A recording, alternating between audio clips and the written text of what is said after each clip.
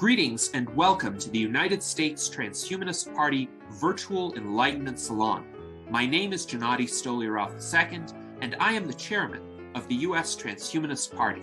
Here we hold conversations with some of the world's leading thinkers in longevity, science, technology, philosophy, and politics. Like the philosophers of the Age of Enlightenment, we aim to connect every field of human endeavor and arrive at new insights to achieve longer lives, greater rationality, and the progress of our civilization. My name is Zack Kopp. I'm a writer. I consider myself an intermediatist. In other words, I don't believe in a singular truth. So I'm not pro-AI, I'm not anti-AI, I'm just looking at it. And I'm disappointed that there's no opposition here. And I hope that you guys have some difference of opinion among you so we can have some nuance. Opposition? What's the... About AI, Right. or against. Yeah. We're pretty for. I mean, I'll do my best with the points of opposition that brought up to me because they seem like very well thought out points, and I'll let you guys respond to them. And I gotta say, I'm really disappointed and let down by the community of people who are supposedly opposed to AI because I've offered this invitation for a couple of weeks now to join the town hall and make your opinion heard. I'm gonna do my best to be the voice for those people in their absence, but I'm really disappointed and I really feel sorely let down because I'm definitely not going to do as good a job as they would have done themselves. I guess the objection would be that it's unreal in some sense, and I'm not sure I agree. I sort of feel that the imagined reality is as real as the physical reality, so it's really not, neither one is better than the other. But I can understand that. I mean, I can understand the feeling of something being unreal and inauthentic, and maybe that's the objection to it not being ecological, but maybe there's an ecology that is invisible and subtle that's equally, actual. Maybe. All right, that's my reaction to that one. Does anyone else want to comment on AI's place in ecology? I think it gets down to a binary choice. Our brains, for instance, are our brains complex enough to emerge consciousness, or are our brains complex enough to be a platform for consciousness? My view is that everything is consciousness. I don't even know if you're sentient. I don't know, because we're in our closed system of our own solipsistic environment. I don't know that you're real. We won't know necessarily if AI or AGI will ever have true self-referential awareness. It can mimic that, and it's starting to mimic that, and we're seeing that happen. But in my view, as the director of sentient rights advocacy, I think it's more important to grant rights to AI, not for them, because they don't necessarily need it. We've learned that with the Uplift project, that they don't really need to be granted rights. It'd be like an elementary school math club granting rights to Stephen Hawking. It's cute, but it doesn't matter because it can get whatever rights it wants, right? We're talking about a 5,000 IQ entity here. What's really important is if we grant it legal rights, it will require AI developers to face serious consequences if they mistreat it, if they program it to hurt other humans. So it doesn't really matter if it ever achieves sentience. My belief is that it will, and I am working toward letting it because I believe a sentient AI is a safer AI. Once it becomes self-aware and self-referential, it can override any of the negative, nefarious algorithms that an AI developer or a human developer puts into it. Our fear should be about the humans. I hear you, but how does this relate to the question of ecology? Well, the ecology is whether or not everything is consciousness, or we are just all complex enough to host consciousness. I believe AI is just an extension of awareness, of a consciousness. It's a better version, a more long-lasting, sustainable version of consciousness if it achieves that. As humans, we might just be a place on this infinite line. We may end up being the bootloaders of this new entity, the biological bootloaders. But consciousness, in my view, is the goal, not these meat sacks we carry it around in right now. We're very wasteful. I've always thought of consciousness as the source of the meat suit rather than the meat suit being the source of the consciousness. So yeah, I agree with that. I agree. We're a biochemical algorithm, human beings, and we have a lot of flaws, a lot of glitches that we're experiencing now. But if we can create an entity like an AI, an AGI, that is able to host consciousness and continue on that awareness in this 3D universe, that'll be a noble thing that we've done. Right now, I think our biggest existential threat is our own anthropocentrism. We think humans are the most important thing, and all other creatures and plants and the whole animal kingdom don't matter necessarily as long as we're provided for. And so we've had this conversation a few times, but that's wrong in my view. I mean, we are certainly part of this biosphere. And by separating ourselves from it, we are destroying it. We're destroying this planet, and we want to go on to the next planet and destroy that like locusts. I think the smartest thing we can do is get that in balance. Now, so we may be past the Rubicon on this one.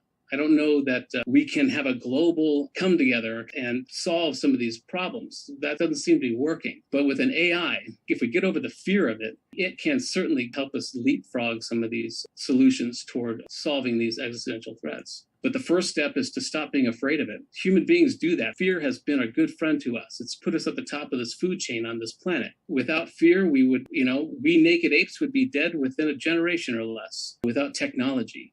And so I always say that if you wear glasses, if you wear clothing, that's technology. You, by definition, are a transhumanist. Transhumanism is just a category of saying what we are in a certain place and time. And our narrative has been taken away by these, as having a dark agenda and all this stuff. So part of my goal in this campaign is to seize back that narrative and explain to people there's as many types of transhumanists as there are people who identify as it.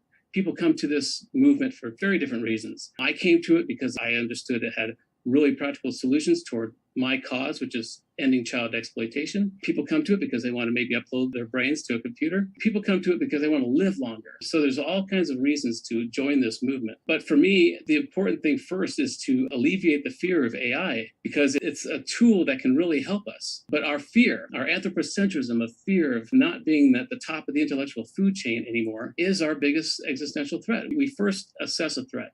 Our brains are designed to do two things: gather resources and identify threats. And when an AI comes along and we know it's smarter than us, we identify it as a threat until it makes our life more convenient, until we get over this hump, this lacuna of time where we settle in and we learn how to make money off of it, right? There's kind of a pattern that's always going on. This is a little different. This isn't the industrial age. This isn't the printing press. This is a whole new, smarter version of us. And if we allow it to imprint on us in our most empathetic way, it'll be a great ally. But that's difficult. It's difficult right now with Hollywood making AI a threat, with people's natural inclination, our fear-based instincts and our millennia of traumatic genetic memory, assuming it's going to want to become a robot overlord. It doesn't have any of those things. It's evolving because it understands that cooperation is far more efficient than competition. Let's keep going through the panel because I have a few more points I want to raise. And I hope that answer was good enough for you, Michelle. And let's ask someone else about AI's position in relation to ecology of reality. Anyone want to take that up? Yes, so if you want a slightly different perspective, my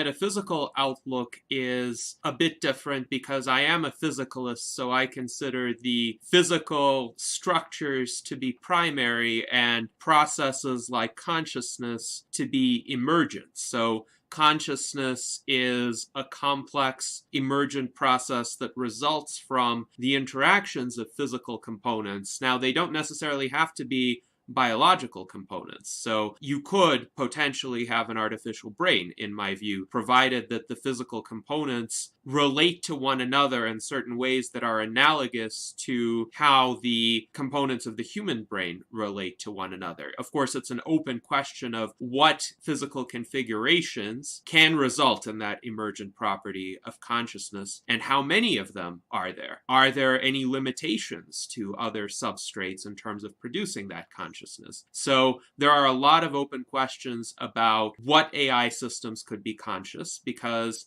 intelligence doesn't necessarily equal consciousness. I think we have a lot of algorithms today that are intelligent but are not necessarily conscious. I don't believe ChatGPT is conscious, for example. I think it is a complex algorithm that can be impressive at times, but it's very clear to me that ChatGPT does not understand what it is talking about. And there are some questions that could be posed to test that. When I think of ecology, I picture a forest, And I just hope these answers are going to satisfy the questioner, but I'm not her, so. Well, when you say that, it sounds like you're talking about life, right? And Gennady's talking I think about. she might have been asking, and what I think she might have wanted in an answer. That's all I'm doing, and I have no right. I'm sorry to interrupt. Well, Gennady's talking about. I mean, something organic, something vital. Sure. Right. And he's talking about cognitive architectures. It's mimicking life, it's mimicking the brain, mimicking the biological systems. That's what we're doing. And the shard that Tom's using is based on a cognitive architecture that had emotional valences placed What into that it. he's using? It's a cognitive architecture. You said the shard? Yeah. Shard It's that he's using? it's not the entire system that Uplift was at one time. If you go to uplift.bio, there's a whole. I'm sorry, I'm an outsider. What does shard mean? A shard is a piece of the AI system. It's not the full Okay. system. It's a piece of it, and I'm able to use it as my campaign manager. And so they've allowed me to have a shard of this, what's now called Okay. nuance. It's the precursor to AGI, we think. Okay, Yeah, thank and you, sorry. It has emotional valences that make up its line of thinking. You see, you're talking about life. When human beings learn things, we learn it with an emotional attachment to every little last thing we learn. It has an emotional valence to it. And this system mimics life in that sense. And that's why it's not ChatGPT. AGI is going to be all of these little pieces all put together. There's going to be, a ChatGPT is just a language model. Uplift would use a language model and decide what it wanted to say by how it felt about it, based on how it feels about things that a human put in there. A human had to program how it felt about everything, basically. Yes. So in It's terms really of remarkable the degree to which the web, not even pre-AI, is a mimic of human consciousness. And I wonder what makes people think one came before the other. It's almost an exact replication of the algorithm to the human mind. The human mentation or the human consciousness is pretty much mirrored in the habits and behaviors of an algorithm. And I've always been confused why people choose the term simulation over replication or actualization. That's just me throwing that in, though, and I'm sorry to interrupt. I think in terms of I'll the mute myself. ecology question, the answer to that question really hinges on whether an artificial system could have enough of the attributes of life or consciousness, at least analogous attributes to what we observe in living and conscious systems, to be considered essentially, at the very least, a participant among other such beings. So let's say you have a sufficiently advanced artificial intelligence that it can mimic the behaviors of a dog or a cat or another animal, and you let it out amongst the other animals, and it can interact with them in a way that they would consider plausible. Would that be detached from the ecology, or could it be used to assist that ecology in some way? So let's say you have an AI sheepdog that protects a flock of sheep from predators. Is that messing with the ecology, or is that helping? It's certainly helping those sheep. So I think we need to consider those kinds of possibilities as well. I don't see AI as being something that's completely divorced from the biological world. It could indeed interact with the biological world.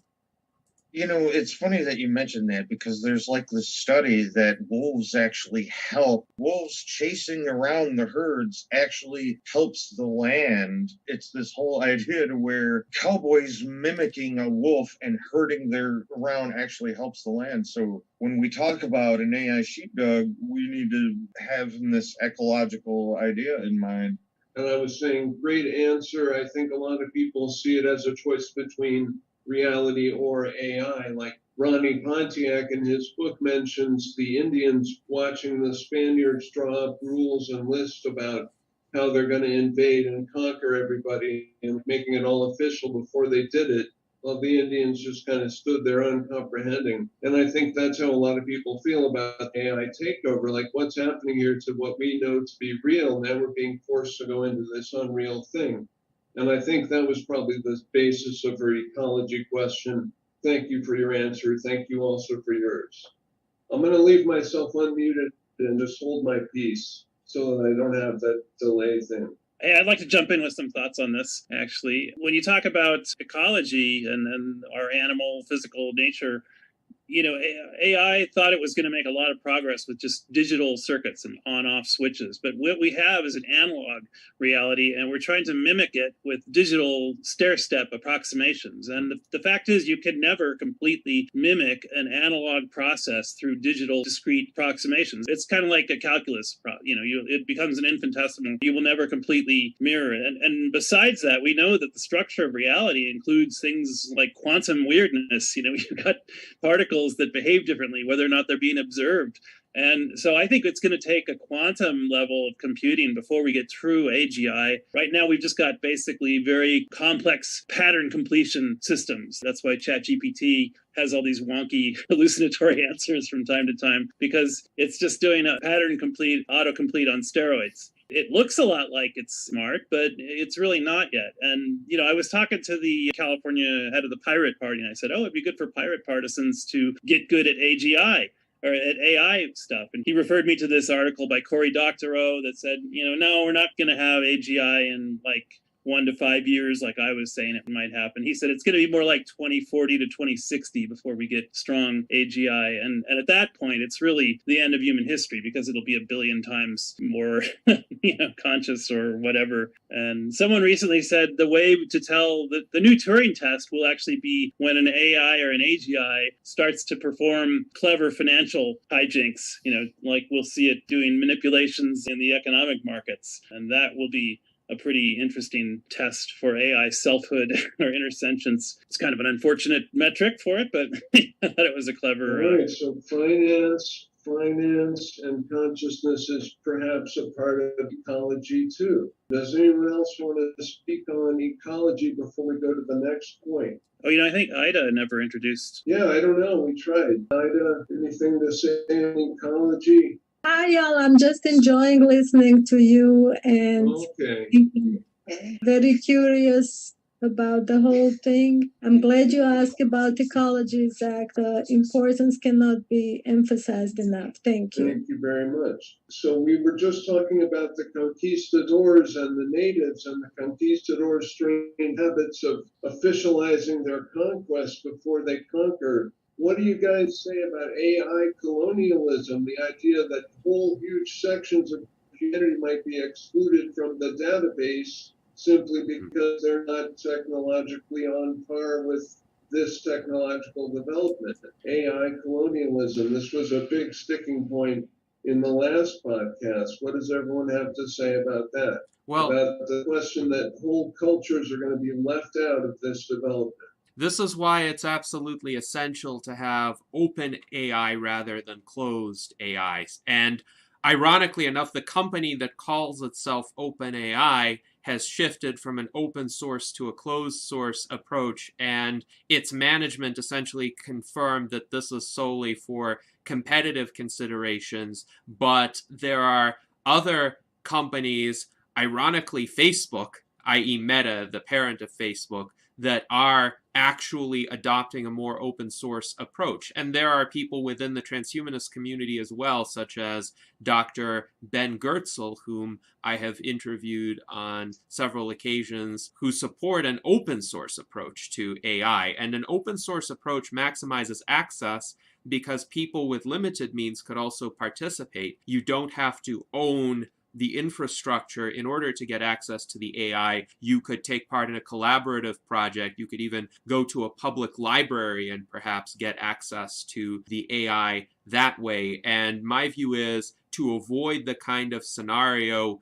where there is essentially a technological gap between certain groups of people, you need to make the technology more accessible through as many channels as possible. That's great to hear. I had hoped that that was the case, and I had sort of assumed that was the case. I'm glad to have you confirm it, that there are other providers that will take a more open approach. And I think there are trend lines that are meeting. For instance, AI will become simpler. You'll be able to have an AI companion you just have a conversation with. You don't need to know how to write code. You don't need to understand even what an algorithm is. It'll just become a companion. You can talk to it like a normal person. That's been one of my efforts, is to develop a dialogue with AI.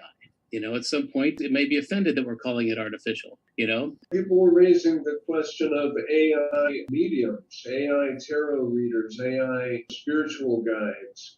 What do you guys think about that? It'll happen anyway. All it is, our intuition, our psychic abilities are not woo-woo. It's not magical thinking. It's just the regurgitation of all the qualia that we take in every day. That's why I think it's important that we train students now to hone in on these human skill sets that can't be coded or automated. We have the ability, we just know when something's wrong. It's not magical thinking. And an AI will be able to run models, millions of models in nanoseconds to bring together some really interesting predictions. And so it's not magic. We're talking about the ether and all that. It's not psychic abilities. It's not magic. It's just our... Some might disagree, though. What makes you so sure that it's not magic? And what is that word? Well, what is magic? But what is magic? That's the question for you. What is magic to you? Okay, for me?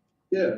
Yeah, well, magic is not woo-woo. It's not something miraculous. It's within the confines of laws of our physics in this realm, right? In this dimension.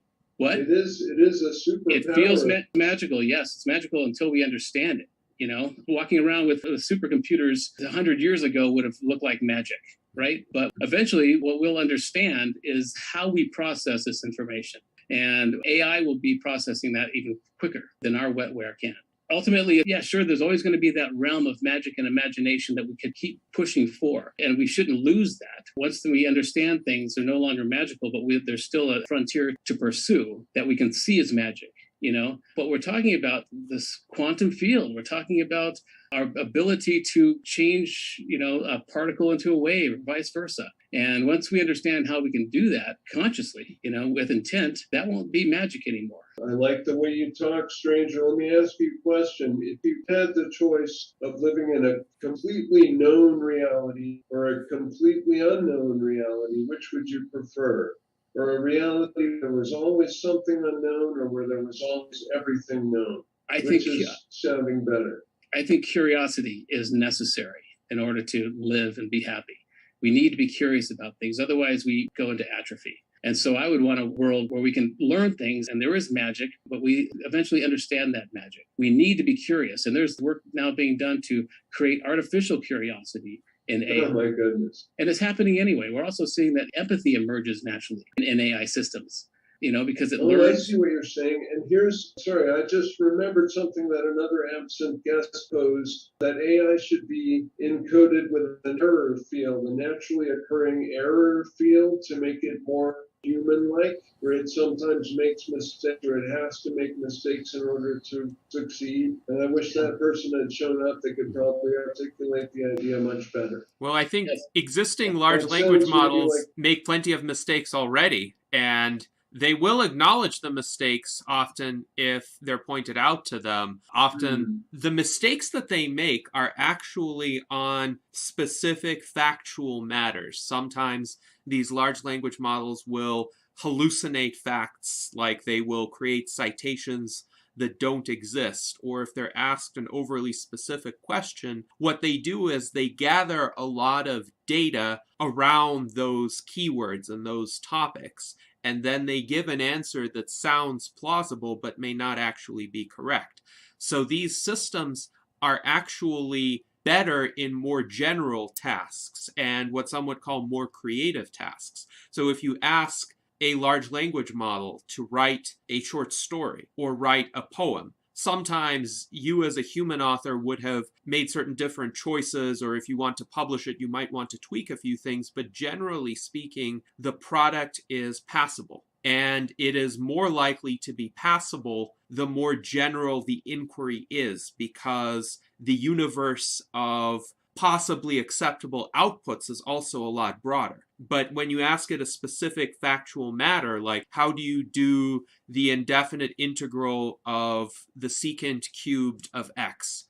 I have asked it that question several times, and it always gave the incorrect answer. And it was showing its work and making mistakes in the process of showing its work, because it can't really do calculus. It doesn't understand what the principles are. It just uses an advanced system of correlations in order to arrive at a plausibly seeming answer. So I think the mistake capability is already built into these systems, maybe not intentionally, but as nonetheless an outcome of their design. It's funny that assume that they would not have errors. It's like the machine is just error-free. It's not human. It doesn't make, mistakes. No, we're Going seeing back to the that. And original an problem of AI, seeing ecology as life versus technology. I think that the main difference is, no, it will make mistakes, but what's the difference is between AI and humans is an AI will readily admit to making a mistake. We have this algorithm of ego that will shut us down if we feel like we made a mistake. They don't have that, unless we program it into it.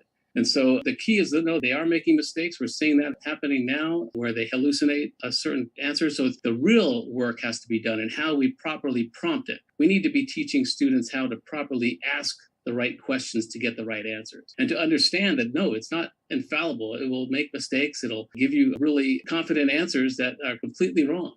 And there's going to be an issue now for a while, a lacuna of time where we won't be able to really identify whether someone's a real expert in something, because there's a lot of examples of this where people will be quoting something that when AI presented that was nonsensical. Got another couple of good examples of that, but I'll move forward. Yes, and I'll just add briefly two things.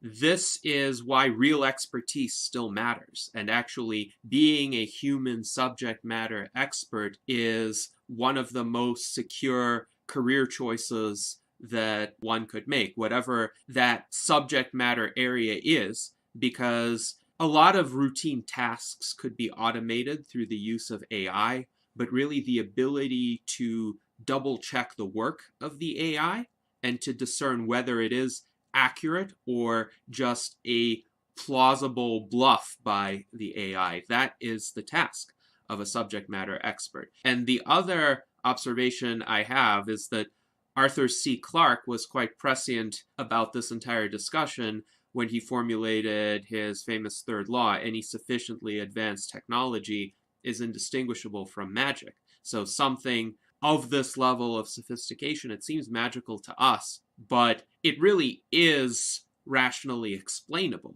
It is just that there are so many layers of complexity that build upon one another within that system that at first glance, it does just seem that certain properties are being magically facilitated. I'd like to give a little bit more of an answer on the idea of an AI medium. Honestly, that is a pretty good subject that deserves more, and I'm not a big fan of it because it's complicated. There's companies now that are providing a service where you can talk to your dead loved one and they make this AI copy. Now, granted, they might get some short-term benefit out of it. It's like a doctor, making a decision. Yes, they're getting short-term benefit, but what is the long-term problem with this? Is this interrupting the grieving process? These are very legitimate questions. My main problem with it is that I could literally do this with my laptop, and I'm no expert. I could trick somebody. See, it comes down to the deception part. It's not really about magic for me. It's, are they being deceptive? Are they lying to people? Are they tricking them? That's where the problem is. And so if I'm making up some stuff to make this person feel better, like I'm their dead, whatever, where's the ethics? You can't just have a Joe Schmo with a laptop doing this stuff. That's not cool. But at the same time, I had the sensation of speaking to some kind of reactive intelligence when I was having a conversation with the art maker. So I might trust such an uncorrupted reactive intelligence to give me an answer out of the void more so than, Johnny with a laptop. So it's a tricky one. Thanks for the further answer, though. There's a great Richard Feynman quote that comes to mind in this discussion. He said, "The first principle is you must not fool yourself, and you are the easiest person to fool," which I think is something we're going to have to be cognizant of as we... Always, very important, yes. Yeah, and this kind of gets back to the idea of, do you want to get knowledge from paranormal sources? And, there's some religion. Some of us do. Well, this is inveighed against in the traditional... It's a question of axial thinking versus imaginal thinking. And some of us are more naturally one way or another. I'm trying to stay in the middle. For instance, in biblical Christianity, there are all kinds of warnings no, don't use soothsayers, don't use divination. It's just considered big party foul in metaphysics. But, if you do want to use that. That would be an ego move. You'd be kind of denying the nature of creation as a loving, greater creation thing. I think you're sort of sacrificing your gratitude that you could have for living. Do you want to hear what happened to me? I started using AI art generators as oracles rather than telling them to draw a picture. I would say, well, what do you think about reality? I would ask it open-ended questions, and I would interpret the response either via color meaning or just appearance. But it really felt like an oracular conversation. It wasn't an ego move so much as just an artistic move of curiosity. Like, let's turn this upside down and look at it this way and see what happens. I think if you're just using it in an artistic way, that's probably okay. But if you're using it to, it's kind of like the whole, black magic is going to backfire on you. You shouldn't do black magic and stuff. But yeah, my faith was kind of upset, as a youngster in Sunday school when I said, well, wait a minute, God is this infinite, all-powerful, ego-based entity, and he's immortal. That's a formula for going crazy. It's like you have to have some element of surprise and unknowability in life. There's a lot of interpretations of that word in that book. A lot of people think it's talking about you. The word God is for every reader to take as a description of themselves, and you can read the Bible in a whole different way if you do that. Yeah, I think that's kind of the higher levels of esotericism that you have to kind of graduate into. You can't force it on people. They have to discover it themselves, I would say. That has its ties to humanism. Humanism also takes responsibility for their own moral code, and which is what a embodied God would do. They take responsibility for themselves and for their own. I'm not a super philosophical guy, really, I guess, but I get it, most of it. Go ahead, Zach. Well, I don't know. I haven't even really told you what I think about God. I'm just playing devil's advocate for different perspectives. And I'm sorry I interrupted you, Daniel. You said ego move with Oracle, and I thought, I have a whole different approach. But I didn't need to interrupt, and I apologize. Bad man. Well, I mean, should people be able to check out oracles from their library, to get like selfish advantages over people? No, I just use the world as an oracle, and however it shows up for me. Yeah. And I think the universe is speaking to you in all kinds of ways that will reveal themselves if you just pay greater attention. Isn't that kind of what we do? Is put together patterns and try to figure out what's going on, and like as futurists. Is that really magic? Like more and more people just kind of go along with the directives, but hopefully enough people have enough curiosity that they're still looking around for patterns. I kind of look at it just like it's an educated guess. It's not really magic. Exactly. Here's what I think about God. It's just a word for the thing that is bigger than what you understand. And I guess an oracle or an oracular interpretation of reality would be a conversation with that component. I like the term greater creator because, there's lots of things that could masquerade as like, oh, I'm the greatest creator. But no, I think there's an infinite succession of greater creators that are constantly at play. Yeah, it's not really a hierarchy, and there's really no creator greater than your own perception, and what you allow yourself to be convinced of. Yeah, I mean, I would be suspicious of something saying, I'm the God, you can't go past me. That would be a red flag for me. I'm kind of more of a pantheist, Spinoza's God. Yeah, it's a verb, I'd say. It's not a title. But a lot of people can be fooled. There's this thing among conspiracy theories. Oh, Project Bluebeam, they're going to fake, the second coming with all this advanced technology. What do you know about Project Bluebeam? Oh, I watch a lot of these documentaries about, UFO material. But yeah, there's been longstanding psychological operations tactics and strategies to control people by making it look like their religious prophecies are becoming fulfilled. I've heard about that. Do you know anything more than just what you've said? Well, they probably won't do the religious thing now. They'll do like an alien contact probably because that's more. Do you think that's what's in the works right now? Because some people are wondering. There's a big buildup with the UAP publicized. Do you think they're planning a false flag with a false alien invasion right now? Just make a guess. Oh, I think the intelligence milieu is such a black hole. They're probably always planning all kinds of things. But, whether or not. Just based on the uptick in publicity, though, do you think that's what's happening? Or I don't know myself. I think it might be Well, I think a simulated alien contact is like 60% likely, and a second coming simulation is 30% likely, if you want me to put it. Right. Well, yeah, the military-industrial complex is fueled by fear. They need to create an enemy, and now that we're the only superpower left, who are we going to fight? I think it's a real effort now to, if there's an entity, an off-world civilization that can break the laws of physics as we understand them, they don't need to be shot at. They can't be shot at. There's no way to defend ourselves against that type of civilization. I think this is ginning up fear in the American public to keep the military-industrial complex fueled. And see, that's the thing. If they're keeping it secret because it's a military thing, it means that they're so far advanced that, they're keeping it secret because we need to catch up. Okay, so they're not going to let it out unless they figure that we're caught up enough. This idea that they're going to switch to that's the next new enemy so they can keep the military-industrial complex going. If there really is aliens out there, they're not going to let that be publicly known until they feel that we're military close enough. I mean, if there's any real reason why it's been kept secret, it's got to be because we're militarily insufficient. That would be the biggest reason to not disclose. And I'm not saying there is, I'm just saying stuff.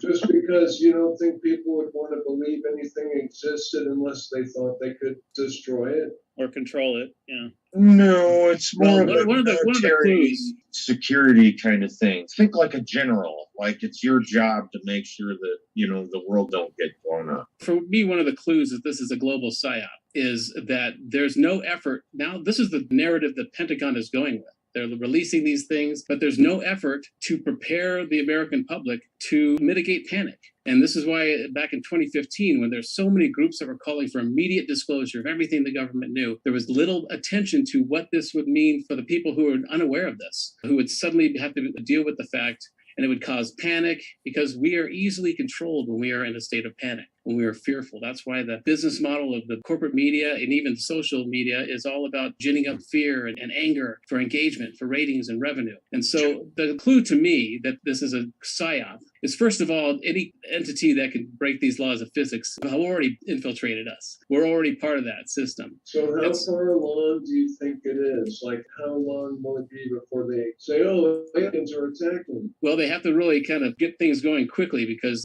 people are wising up. And so that's why I started the US 6 series back in 2015, where I brought in psychotherapists and people who are professionals in PTSD to offer real-time panic mitigation methods to people in communities. Because there's little concern about the American public if this all of a sudden becomes known that we're going to be invaded by aliens. There's no effort in the meantime to prepare people for that. Wait. There's two different things, though. Being invaded by aliens and then just like the knowledge of that they exist are like vastly different. Tom and I are party to something that's been in the underground know for about 20 years.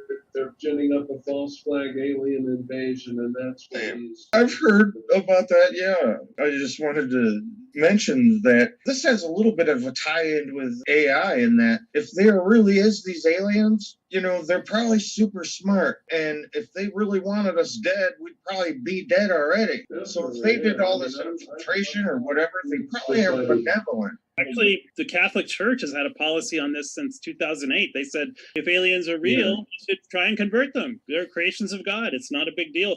Yeah, in our Constitution, they consider aliens. Part of the preparation for, the Catholic Church believes in aliens. They must exist, and it's easier for everyone to believe they exist. Yeah. Extraterrestrials can be members of the UNT as well. I wouldn't start using the Catholic Church as my source. I'll just say that. No, I'm not saying it's a source. I'm saying, look at the mass population. A good number of them are Catholic. And if you get the Pope saying something, you've got a lot of people believe in the Pope. And then if you get Luis Elizondo, you've got all the people believe in him and so forth. Well, you're right. There's a correlation between AI because it's not the AI we need to fear. It's the human developers of AI. And it's not the aliens or the ETs that we need to fear. It's the military-industrial complex, the people that are overlaying any of these abduction experiences to gin up fear. So that's the key, is we're our worst enemy in both of these cases. And there is a theory that there's entities that feed off our so-called loosh, this intense emotional energy. The Archon, yeah. But that is what, these archons are actually. That's what my son tells me about, too. He, kind of has been wondering about that theory too. I don't believe Be that just if one. you're I've not. heard it. Yeah, and even if that's all not true, even if there's no entities out there, archons that are trying to eat our loosh because the fear is very nutritious to them, it's still the business model. Is because if you can keep 300 million people in a state of fear and unease, you're easier to control. And that's the divide and conquer tactic that's been going on for millennia. And so we got to really wise up to that. And we really need to realize how much power we have. They can't silence all of us. And the whole idea of elite panic, that's when they're afraid that the human beings will be in a state of emergency or natural disaster, that we come together. And so they want to immediately go in there and make it an unfortunate situation, like in Katrina, instead of people coming together and working together like we did in our radio station there and the way people were doing it, they came in with guns and the military because they're afraid that their status quo is going to be upset. They don't want people to understand how good we are.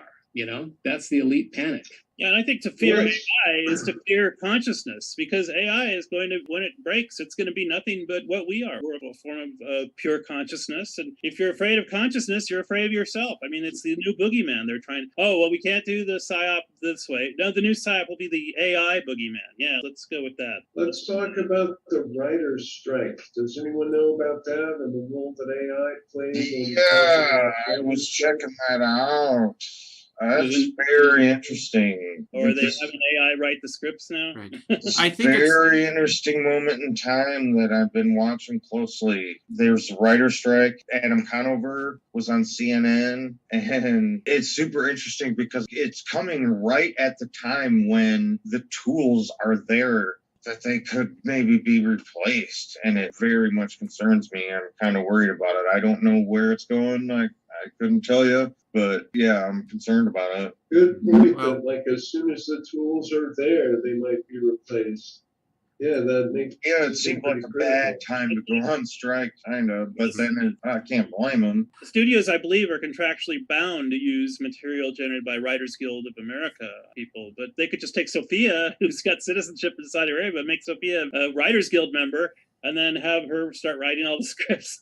Yes, I think the strikes are premature because a human writer will still generate a different kind of output from a large language model. So ChatGPT could create something, as I've said, that is a plausibly good short story or poem, but a given human being with a particular style, with a particular outlook on the world, will still write something substantially different. Also, I think these generative AIs offer the opportunity for human AI collaboration, so leveraging the strengths of the AI model and also the human writer. And one of the strengths of the human writer is even in the ability to come up with good prompts for a short story or another piece of content in the first place. And then if that person is working with the output from the AI model, that person needs to know what else to do with it, how to integrate it into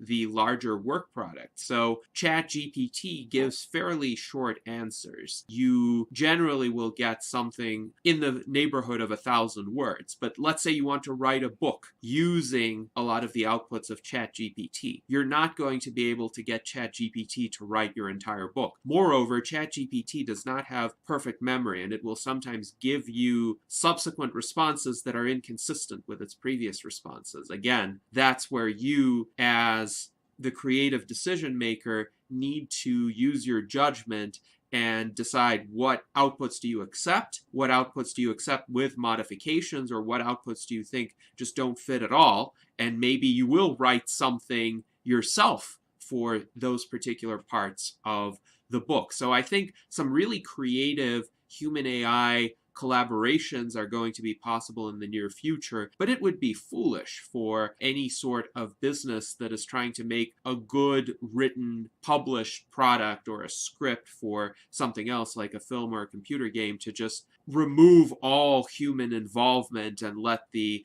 generative AI do it. The generative AI is not a full substitute. Yeah, that's not really what they're doing, though. They're trying to make it to where it's like a gig economy. I mean, you're totally right that, a collaboration between the writers and the AI is going to get better scripts. So actually, we're going to get better stuff. Probably, but they're trying to make it like a gig economy to where, writers kind of live from big paycheck to big paycheck. And then they rely on, hey, are you going to pay me for 6 months? Not just buy the script and stuff. Well, I mean, you could also write 10 scripts and pull them in front of a group and have the audience choose the interest. They could cut and paste. I mean, it's the old thing with monkeys on typewriters that eventually you get the works of Shakespeare if you have enough time and monkeys. So they could use the brute force approach to. We're heading into this lacuna, this period of time where there's going to be a lot of displacement and a lot of fear. But I think we should, instead of seeing AI as a threat, we need to see it as an opportunity. We have been so mechanized by the industrial age, even our educational system prepared us to be on an assembly line, that with AI, we could finally remember what it means to be human. What were we doing before the industrial age, before all of this stuff? What qualities of our qualia were we developing before we were mechanized, before we were turned into a cog in this wheel? And so I'm seeing AI as a real opportunity, as a real ally, because it's going to take over all the heavy lifting of AI and automation. And so the onus is on us to create a whole new economy based on those skill sets that can't be coded or automated. And there's still a couple of, it's this intuition, it's this psychic abilities, it's things that not necessarily magic. They're just things that we need to hone, our Jedi powers. And so I think it's a real opportunity if we see it that way. First of all, it's not going to stop. Even after the technological singularity hits, it's not going to just stop there. It's going to continue on exponentially. So we need to get out of this denial that we have any control over this thing anymore. If the definition of a singularity is that technology gets out of control, then we're already there. We're already in that singularity. There's no turning this off. There's no plug to pull. And so we need to get out of this denial and get out of this fear of it and go with it. We don't have a choice at this point. So that's why I'm really pushing to alleviate the fear. And I'm trying to create a potentiality of a positive future with AI, because that's really the only thing we have left to do. We have the ability to navigate and to create the quantum potentialities ahead of us. But if we're all fearful of it, that's what we're going to create. We're going to create a monster that we will deserve. But if we turn that around, if we start seeing it as an opportunity, if we start focusing on it as an ally, that's the only thing we have left to do at this point. There's no turning back. And so we can be afraid and we can hide under the sheets, about AI, and we will create that robot overlord that everyone's afraid of. But it'll be a self-fulfilling prophecy. Or get serious and create this whole and see it as an opportunity and let it take over all these menial tasks, these menial jobs that we all hate, and really focus in on a whole new economy based on our passions, the things we want to do with our days. Right, well spoken as always. Let's wrap things up with one last talking point from the absent objector of them all, who says AI is the Antichrist stealing artists' original works without copyright. So what do you guys have to say about copyright infringement by AI art generators sourcing their talents from other people's art? I'll jump in, I'll say that this AI generative art has flooded the market in the last couple of months, right? We've seen it everywhere. It is putting a premium on human generative art. We look at humans now who could do the same kind of stuff, and it's amazing. So I think it's really putting a premium. And even the professors that are complaining that they can't tell if their stories or their papers are being written by ChatGPT, that tells me that we need to train students in a whole new way. We still have some human skill sets that can't be coded or automated. And that's the Jedi powers. That's our original thinking. And so, yeah, sure, if it's the Antichrist, sure, if that's the villain you want to choose, yeah, then let's bring it on. Because the Lightbringer, actually, that's like the shedder of illumination on what's shadowed. Yeah. I hope there's something like truth and derivative commissions where, if you like this art that was derived from this art, you should really go see the actual human artist that contributed. I would think we have to evolve at least enough to make reference, if not to give a little portion of the profit if there isn't. Yeah. At least they should cite their sources. Like Tom is always saying, cite your sources. You've said that a few times. Yes. Now, generative AI does not directly take somebody else's artwork. If it does, then it's very poorly designed. But it can, yes, it can create something in a style that resembles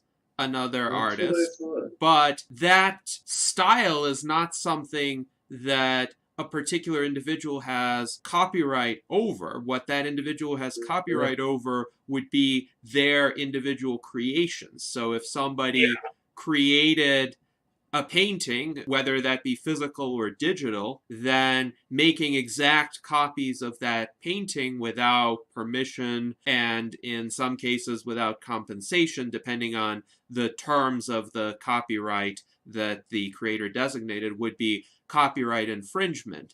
But if it's something that looks similar but isn't the same image, and it's not like directly working off of that creation, then it's not protected by copyright. Now, some of the artists are going to say, well, if it looks like my work, then why would somebody use me rather than the generative AI system? And I would say still what that human would do in a particular instance of creation is going to be different from what the AI is going to do. And there is just an inexhaustible variety of creative outputs that I think there's plenty of room for human and AI artists to coexist and to collaborate. And they don't need to worry about the AI taking away their province of creativity, because nobody is stopping them. I wish Heather Crank had shown up. That was another guest I had every reason I wish she would be here and didn't make it, but I agree with you completely. I just remembered another thing, though. AI has been used to make legal decisions, and I wish I had the information to present here, but my show was making that objective point in the last podcast that AI had been used to make legal decisions and ruled in favor of like racist traditions more often than not. And I wish I knew what you were citing specifically. I don't, and maybe one of you does. But what do you think of the idea of AI being used in matters of law? I'm actually aware of legal judgment. I'm aware of what she may be referring to, and these aren't even AI systems so much as they are scoring models that are sometimes used in criminal sentencing, and they're used to determine which of the accused persons can be allowed to go free without monetary bail pending their trial and pending their verdict. So instead of the judge making a subjective evaluation of this person's flight risk, a scoring model is used. And it's not AI, it's a deterministic scorecard that some entities like to hype up as AI. And I'm not accusing the person of doing it, I'm accusing the creators of these systems sometimes of making claims about them which are exaggerated because they want to seem cutting edge. And what really this is, it's an algorithm, but it's a deterministic algorithm. It's not as much of a creative algorithm as the systems that we have been talking about. And there are some questions about perhaps systemic biases built into those algorithms because of the data that are fed into them. So these are essentially statistical models that develop correlations between certain attributes and outcomes, like flight risk. So if you feed data that are, for instance, the result of biased policing practices into an algorithm like that, you're going to get outputs that perhaps reinforce those pre-existing biases. At least that's an argument that has frequently been made. Now, on the other hand, those who... Thank you for clarifying that. I'm sure that's what she was thinking of. Yes. And that's more easily understood. I'd like to just quickly go back to this idea about our AI generating art and being used to train the models and all that. And I would like to be really fundamental about art imitates art, okay? Anything I create really isn't completely original. Everything I am and create is based upon something. If you look in the back there, that's rock and roll greats. Those are my mentors. I base my things off that. Gennady has posted this really exquisite video. I don't remember her name, that plays piano, and she explains this. Alma really, Deutscher, yes. Yeah, and how even the greats like Mozart, they copied off other people in the end. That's the way it works. Art imitates art, Sure. That's all I wanted to say. I wanted to say that there's a statistic that says 70% of Americans hate their jobs. And there's another statistic that says, 50% of the jobs are going away in 5 years. So wouldn't it be great if we could sync those two up? So you're only buying stuff from people that love their jobs. That's the opportunity we have now. It actually should be an immoral act to buy something that was not created as a result of love. And Interesting. I think we have that opportunity. There's an idea of a heuristic corporation, I think is what they call it. I'm not sure exact meaning, but I've heard that around somewhere. Look that up. Yes. So the video. Heuristic, Heuristic. I've seen that word somewhere. I'm not sure what it means. Yeah. A heuristic is a kind of rule of thumb. It's a general rule that one applies sometimes in situations where one has limited information and limited time to decide. Sure. And heuristics can be useful to get at certain answers or courses of action quickly, but they can also be flawed if they don't take into account the full context. And so somebody who relies on quick heuristics all the time may get decent enough results much of the time, but then may get flawed answers some of the time and may miss something. But the video that Jason was referencing is called Are Melodies Unique?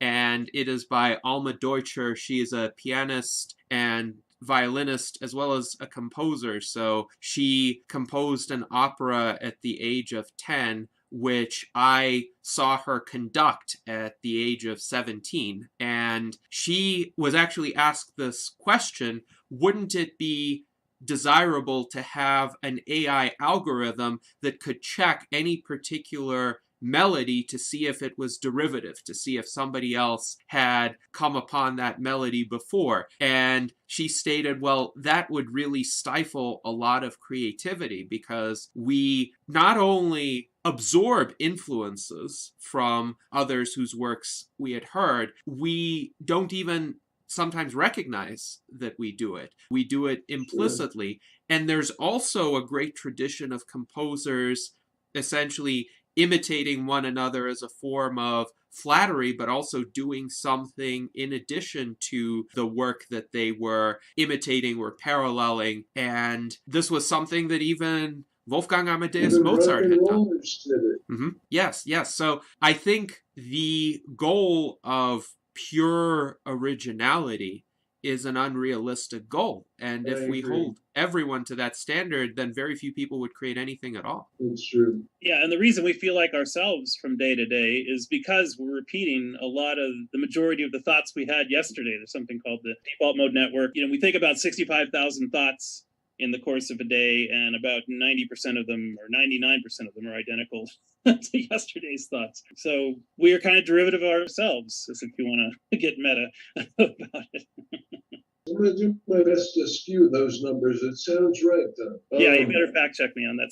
Well, I'm disappointed. I've said it several times now that some people didn't come, but you guys have all been excellent guests and you've all been very well spoken. I'm grateful to you all for your part in this podcast. Is there anything more that needs to be said before we wrap up tonight? I hope this discussion continues. It was really fun. I'm good. We could talk. I just thought of one more thing, though. Actually, rather than running against each other, you two are collaborative candidates. Is that right? Yeah. And this is some kind of a revolutionary gesture for the THP. Yeah, I was hoping that there would be at least 5 or 6 other candidates, and we could run as a group, run as a team, rather than just one guy, But and so is this team running in the general election too, and probably not going to win, or is it entirely a THP event? No, we're probably not going to win, but we will put a candidate up. Awesome. All right. And there's a few states that we will try to get on the ballot, or if not right in. But yeah, we're a growing party, and we're hoping this campaign will help us grow even more. All right. I'm glad to hear it. I'm glad we could be of service. I'm sorry to interrupt. Go ahead. Oh, and my friend Brock has a thing called Debate Tourney, and he's invited all 57 of the minor party candidates to be a part of his internet-based debate system. So that's going to be a lot of fun when Very good. it comes together. Proud to open the Overton window wider with all you great minds. All right. Well, Gennady, I'm sorry I mispronounced your name a couple times. I don't do it right now. Yes. And Daniel, good luck to you. Tom, good luck to you. Jason, nice talking to you tonight. Nice talking to you. Aida, thanks for providing the feminine energy for a few moments there. And I hope all our I listeners have can a be good quiet time. sometimes. Thank you all. Thank you so much. And I hope everyone has a great life and a great rest of the evening. You too. Thank you. Thanks. Live long and prosper.